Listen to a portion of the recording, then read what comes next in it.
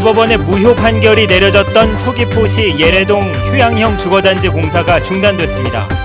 수천억 원대의 손해배상 청구 소송이 제기될 가능성이 제기되고 있습니다. 중문 관광단지 앞바다에서 관광 요트가 너울성 파도에 좌초됐습니다. 승객 16명이 부상을 입었습니다. 여객선 좌초 사고가 발생한 추자도 신양항 곳곳에 수중 암초가 있는 것으로 확인됐습니다. 도의회도 현장을 방문해 대책을 세우라고 촉구했습니다. 제주관광공사가 외국인 시내 면세점 사업자로 선정되면서 관광업계에도 커다란 변화가 예상됩니다. 사상 첫 지방공기업 시내 면세점의 의미와 과제를 심층 취재했습니다. 여러분 안녕하십니까? 뉴스데스크 제주입니다. 대법원의 무효 판결이 내려졌던 서귀포시 예래 휴양형 주거단지 공사가 결국 중단됐습니다. 토지 수용은 물론 인허가도 위법이라는 판결이 내려진 지 넉 달 만에 수천억 원대의 손해배상 청구 소송이 제기될 가능성도 있어 거센 후폭풍이 예상됩니다. 권혁태 기자가 보도합니다. 올해 말 완공을 목표로 60%의 공정률을 보였던 휴양형 주거단지 공사 현장. 정적만 가득할 뿐 중장비들은 모두 멈춰섰고 인적도 뚝 끊겨버렸습니다. 시행사인 말레이시아 버자야 그룹은 대법원 판결로 건축물 분양과 공사 진행에 어려움이 발생돼 공사를 중단한다며 제주도에 통보했습니다. 본사에서 저희도 지금 받은 게 없어가지고 인터뷰를 할 내용도 없습니다. 근데 공사가 중단된 건 맞나요? 인터뷰 안 한다니까. 1단계 공사에 지금까지 투입된 돈은 버자야 그룹의 자금 1,500억 원과 금융권 대출금 1,000억 원 등 2,500억 원. 그러나 대법원 판결 이후 추가 대출이 중단됐고 콘도미니엄 147세대의 분양이 불투명해지면서 자금 압박이 있었던 것으로 보입니다. 공사 중단 우려가 현실이 됐지만 인허가의 1차적 책임을 지고 있는 JDC는 아무런 입장을 내놓지 않았습니다. 제주도는 제도 개선으로 손실을 최소화하겠다는 입장입니다. 특별법을 개정해서 저희들이 그 권한을 가져와야 하기 때문에 이거는 중앙부처와 국회가 그 의원 발의라든가 이런 것들에 좀 문제가 있습니다. 시간적으로는 딱 잘라 말할 수는 없지만 금년 내로 하려고 저희들이 지금.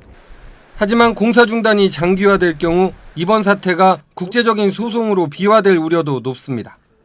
1단계 사업부터 중단되면서 오는 2017년까지 2조 5천억 원을 투입해 완성하려던 예래 휴양형 주거단지 조성 사업 전체가 파행이 불가피해졌습니다. MBC 뉴스 권혁태입니다. 외국 영리병원과 국제학교 이익잉여금 배당에 대한 도민과 공무원들의 찬반 여론이 엇갈리는 것으로 나타났습니다. 제주도의회가 최근 미래리서치에 맡겨 도민 1,000명과 공무원 425명을 설문조사한 결과 외국 영리병원에 대해서 도민은 반대가 57.3%로 찬성 19.7%보다 높았지만 공무원은 찬성이 40.3%로 반대 33.4%보다 높았습니다. 국제학교 이익잉여금 배당 문제도 도민은 반대가 30.1%로 찬성보다 높았지만 공무원은 찬성이 45%로 반대보다 높았습니다. 서귀포시 중문 앞바다에서 관광객을 태운 요트가 너울성 파도에 밀려 좌초됐습니다. 승객들은 가까스로 탈출했지만 16명이 다쳤습니다. 현재훈 기자가 보도합니다. 커다란 요트가 기운 채 바닷속으로 가라앉고 있습니다. 선체 오른쪽은 거의 잠겼고 갑판 위에서는 탈출하려는 승객들의 모습이 긴박합니다. 미리 탈출한 승객들은 갯바위 위에서 발만 동동 구릅니다. 30명을 태운 24톤급 관광 요트가 제주 서귀포 인근 방파제에 부딪혀 좌초된 것은 오늘 낮 12시 20분쯤.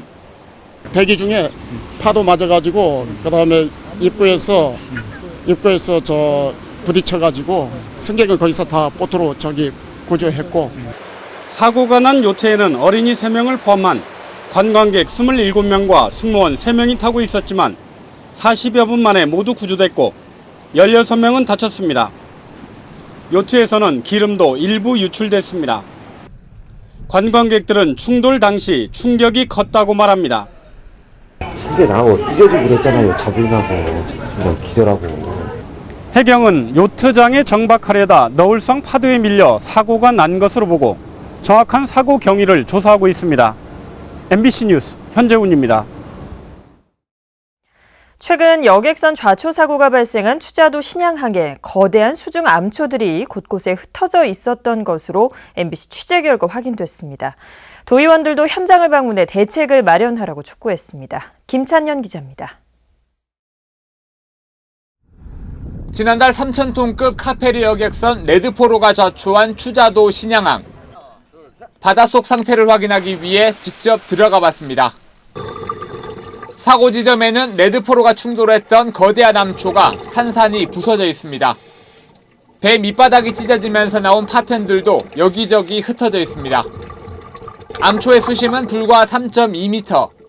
레드포로가 물속에 잠기는 깊이인 5m보다 훨씬 낮다 보니 부딪힐 수밖에 없습니다. 수중암초는 사고 지점뿐만 아니라 신양항 곳곳에서 발견됐습니다. 배를 돌리는 선회장에서 불과 20여 미터 떨어진 지점입니다. 밑으로 내려가면 금방 발이 닿을 정도로 수심은 3m가 채 안 됩니다. 강풍으로 배가 조금만 밀려도 암초에 걸릴 수 있다는 얘기입니다. 현장을 방문한 도의원들은 사고 우려가 높다며 추가 준설과 강풍 대책을 요구했습니다. 선박을 여러 개의 선박을 놓고 그 항만 설계가 이루어져야 되지 않을까 그렇게 생각이 들어져요. 그래야 선회장도 확보가 되어지고 항구 면적도 좀 넓혀서 그래야 안정된 항구가 될 거라는 생각이 들어집니다. 바람 세기에 의해서 배가 밀려갈 수가 있어요. 그러면 서쪽으로 밀리게 되면 지난번에 사고 났던 곳으로 밀리게 되거든요. 그것을 방지하기 위해서는 방풍망을 설치해야 됩니다. 제주도는 해양수산부와 논의해 최대한 빨리 수로 조사를 한 뒤 추가 준설을 검토하겠다고 밝혔습니다. 준설이 가능한지 기술적인 판단 이런 것들을 전체적으로 이제 검토해야 이제 준설에 대한 어떤 그 구체적인 계획이 수립돼야 되겠다 이런 생각이 듭니다. 해경은 신양항을 설계하고 레드포로에 운항 면허를 내준 공무원들에 대한 소환 조사를 마쳤고 사법 처리가 가능한지 법률 검토에 들어갔습니다. MBC 뉴스 김찬년입니다. 제주 바다에 방류된 남방 큰 돌고래 태산이와 복순이가 열흘 만에 돌고래 무리에 합류했습니다. 국립수산과학원 고래연구소는 오늘 낮 12시쯤 제주시 구자읍 종달리 해안에서 태산이와 복순이가 남방 큰 돌고래 80여 마리와 함께 유영하는 모습이 관찰됐다고 밝혔습니다. 2년 전 방류됐던 제도리와 춘삼이, 삼파리도 함께 발견돼 지난 2009년 불법 포획됐던 남방 큰 돌고래 5마리는 6년 만에 야생으로 돌아간 것으로 확인됐습니다.